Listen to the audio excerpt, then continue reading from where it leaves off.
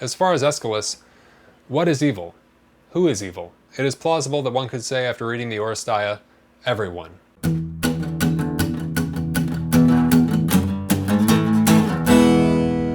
Better than food, man. Good afternoon, everyone. Welcome to Better Than Food Book Reviews. I'm your host, Clifford Lee Sargent. Great to see you as always. Hope you're doing well. Get that coffee.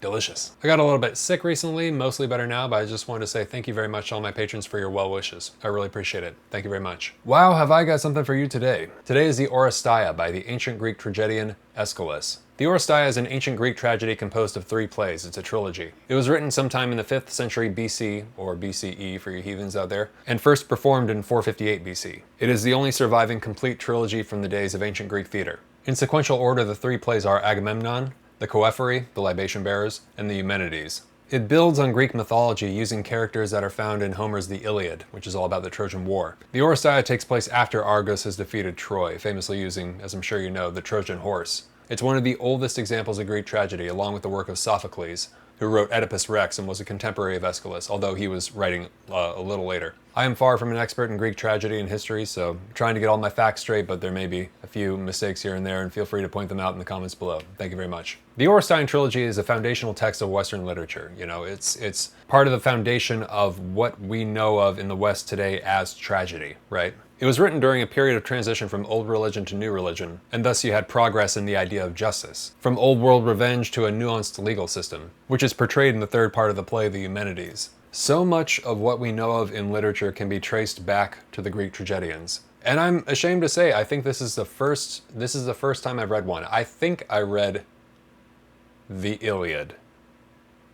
I'm pretty sure I did, but I mean, that was high school. What a place to start. If you're going to get into all this, I would suggest you first read the Iliad by Homer, and I'll review that soon-ish, I think. This Penguin Classics edition was translated by Philip H. Vellacott. There have been many translations, I'm not sure which is the best, but this is just where I started. His introduction was my main source of insight into this play, which gives background on the context and illuminates the themes therein, and summarizes each play in the book.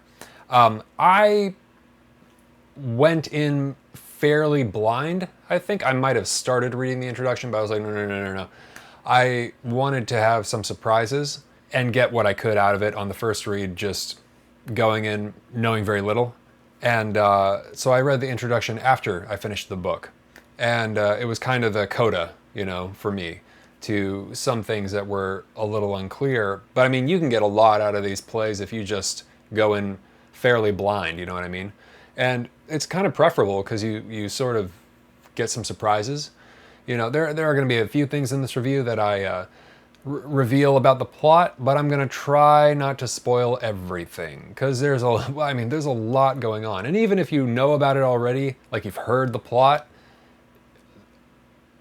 it doesn't really prepare you, quite thankfully. You know, it still has impact when you read it, is what I'm saying.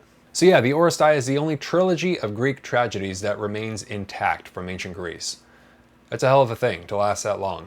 In reductive terms, the entire story is an attempt to figure out exactly what justice is. In life, there are some crimes stemming from a long history of crimes that are so complex and multi-layered that mankind has absolutely no answer as to what is right and wrong, true or not true, who is guilty, who is innocent. Aeschylus brilliantly constructed a play filled with a series of such crimes within a family, within a royal household. Impossible for mankind to reconcile. There are way too many ways of looking at it, and thus outsources the judicial process to the gods. That was, it seems to me, one of their prime functions. They're the final determination of truth and law. And there's many of them, of course, and there's many in the book. And despite the play's conclusion, it's perhaps even arguably impossible for the gods. It's just an apocalyptic mess. I mean, the royal household is just a spectacular catastrophe. Epic. Please be patient with me today as I have recently crawled out of the bowels of Tartarus after being dragged into the abyss of fatigue and congestion, which is why I'd like to tell you about the sponsor of today's video,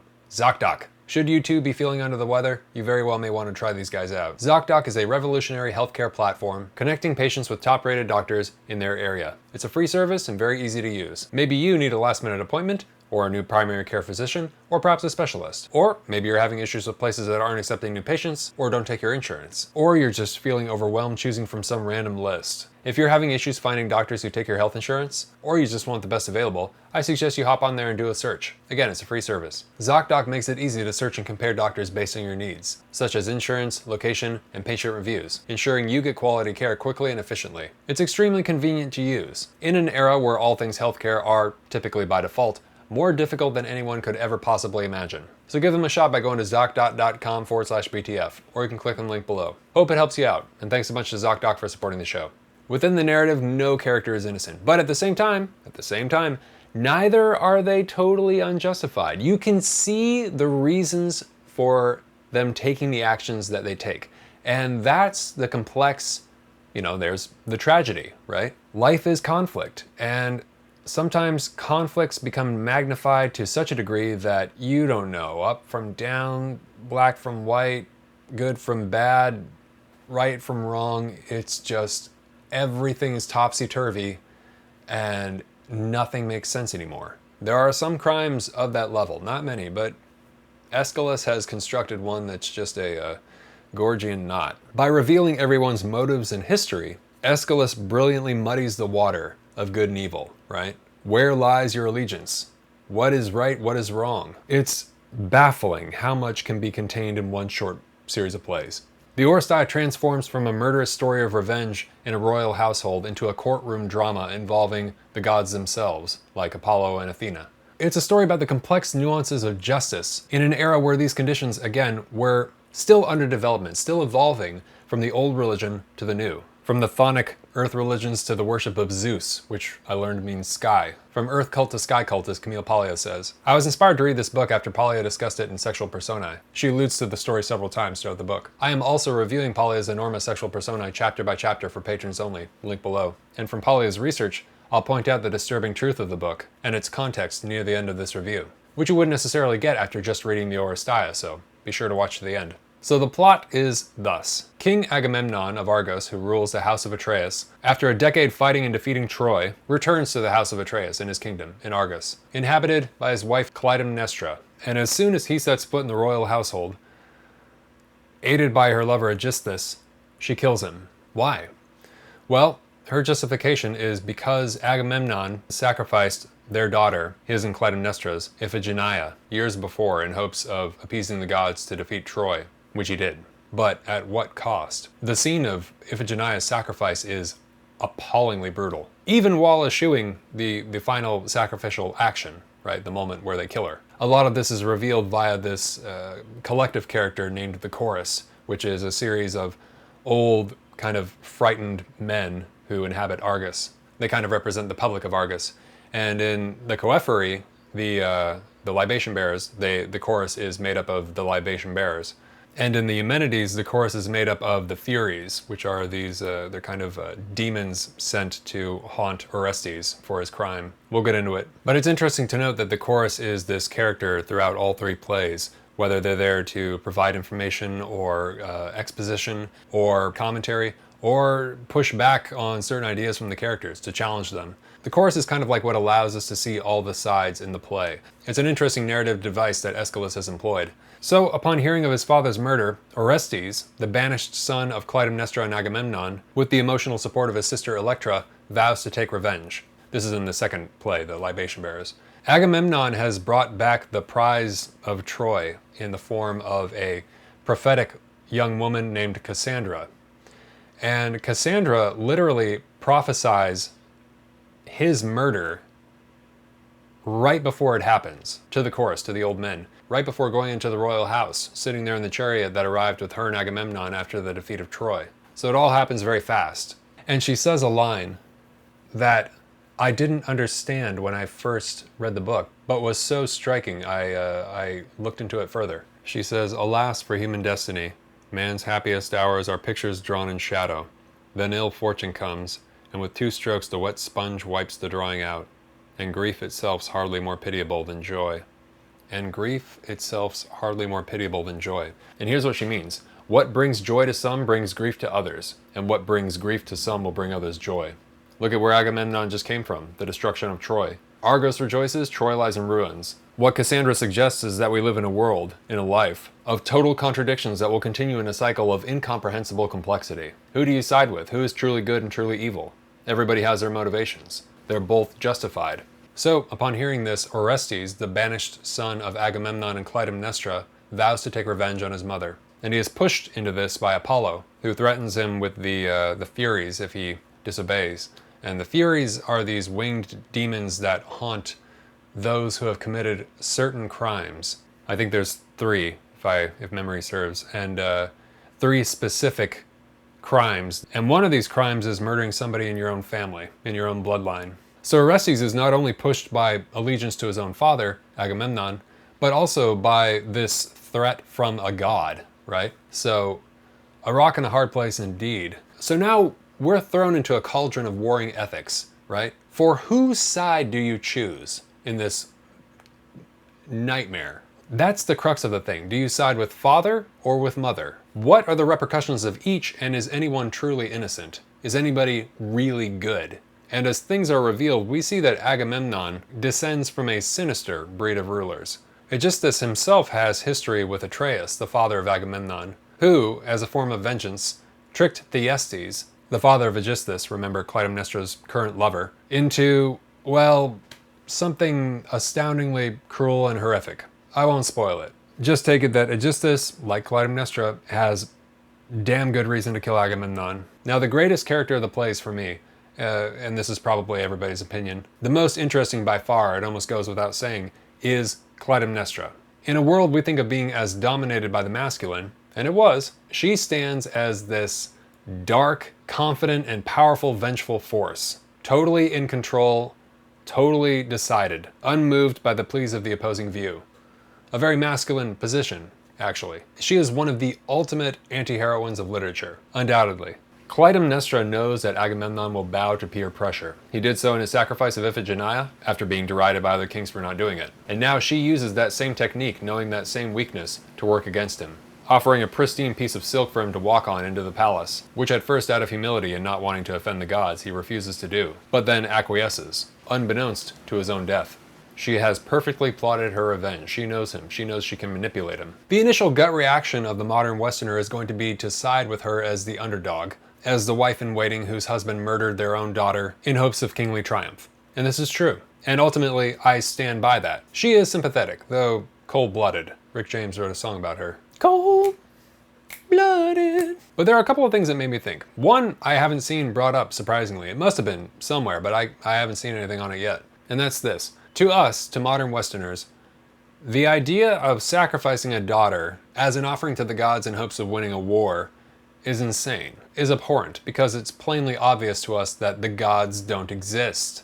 But in the world of Aeschylus, in this play, they do. Their characters, in fact. Obeying or disobeying the gods in this world has dire consequences. So that complicates the problem philosophically, right? It's that whole classic philosophical, ethical dilemma. Do you kill the one man on the train tracks in order to save the whole train full of people? That's something they'll give you to chew on here in the States in Philosophy 101 or something like that. The individual versus the collective. Do you spare one daughter from sacrifice, but sacrifice the whole city because you didn't appease the gods by sacrificing your daughter? Or do you sacrifice an innocent daughter and appease the gods and conquer the enemy, prospering mightily in the aftermath? Are you for the individual or the collective? And at what cost? Because the stakes in the Oresteia are the highest. This is from the chorus, the libation bearers in the coephery. Justice plants her anvil. Fate forges keen the brazen knife. Murder still will propagate murder. Life must fall for life. So the avenging fiend renowned, for long resolve and guile profound, now the wheel has turned with time, pays in blood the ancient crime. Some epic shit, right? So Apollo threatens Orestes to carry out the crime that he does, but when Orestes does so, he's still tormented by the Furies, these hideous demons who haunt criminals of certain crimes, bloody pus dripping from their eyes and stuff. It's pretty nightmarish. Orestes is a fascinating character because he's torn in all directions. He's shot on both sides. Truly doomed, or damned, if ever a character was. Damned if he does and damned if he doesn't. The Furies will torment him regardless, directly under Apollo or indirectly from taking revenge on his mother Clytemnestra. But while it seems that Aeschylus sides with Clytemnestra, and who knows, in the end, perhaps he did personally but was compelled to appeal to the state in the execution of his play, ultimately he doesn't do Clytemnestra's character justice, in my opinion. He doesn't give her a fair defense. Her actions and arguments fall flat and miss the mark in her confrontation with Orestes. And Aeschylus has basically nothing when the time of his death is nigh. So one can't help but feel that it was all for a reason that Aeschylus did this, right? But I suppose it just weakens the narrative in a sense, because the formidable ethical challenge for Orestes is never really brought to fruition. He's never grappling with the sacrifice of Iphigenia. I suppose we're sort of led to assume he knew about it, but he just blindly trusts his father Agamemnon, and whatever Agamemnon says goes, or something like that. But it's never brought up, you know? And that's not fair to Clytemnestra's character, and it weakens the play. So this man, hell-bent on taking revenge on his mother for his father's murder, never really has the full picture, it seems. Though we, the audience, do, and this is compelling. I can't understand yet why Aeschylus would avoid the showdown, basically. Or the real showdown, as it seemed to me, where all the cards are on the table and everybody understands everybody's motives, which seems plausible. So imperfect, I suppose, in that respect. And I'm sure there's been speculation after speculation. There's even a book that was written from Clytemnestra's perspective that was published fairly recently, I think. Really, this is the fun of the book, though. Trying to determine where you personally stand in this chaotic maelstrom of murder. One can't help but marvel at how old, yet how timeless this piece of literature is. In spite of traversing all these cultures, all of these translations, all of these linguistic changes, it still carries nearly all the force with which it arrived, or it seems so to me. I mean, seeing this on stage back in the day must have been, you know, one of the moments to measure your life by, right? It can get a little wordy here and there, but overall, it's basically a crack it open and get to it kind of read. It's straightforward, you know, you can get in there and you'll understand. There's an appendix with some helpful information about certain lines or some liberties the translator took, but honestly, the effort sustained to dive into it was minimal compared to my expectations.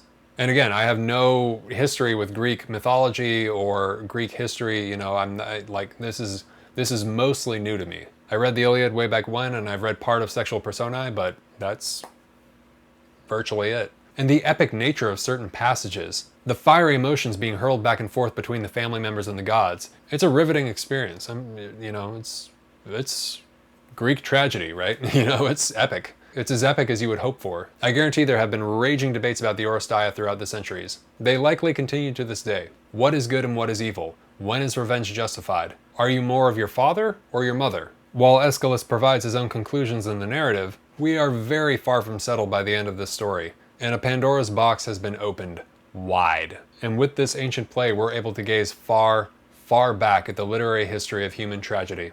Outstanding. Better than food and probably essential reading to anyone reading. Genuinely disturbing in some cases, I was shocked. The Greeks can still shock and move us. Their works have never lost their power. Riveting, profound, deeply tragic, and philosophically provocative. Unbelievably timeless. I mean, difficult to fathom. It's beyond essential reading. It's the foundation of tragedy in Western literature.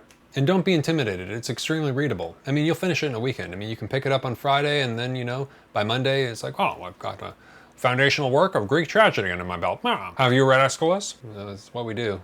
Us book people, we go to parties and try and outread the other people. And Wittkop gives you everything in the introduction, everything that you need to understand it. And I'd personally wait to read it until after you've read the plays once, as it will fill in all the gaps and give you some context, but it will still allow for some surprises in the narrative, which will only engage you further, because if you read the introduction first, he's going to give it all away.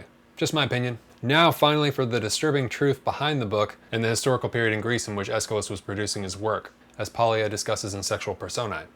Well, Aeschylus wrote the Oresteia as a complex tale of law and justice that ends in the triumph of Apollo, literally the triumph of the Apollonian, right? Pollia's whole point in Sexual Personae is the never-ending warring cycle of the Apollonian and the Dionysian, or the Chthonian. The light and the dark, the yin and the yang, the authoritarian power and the hedonistic chaos, right?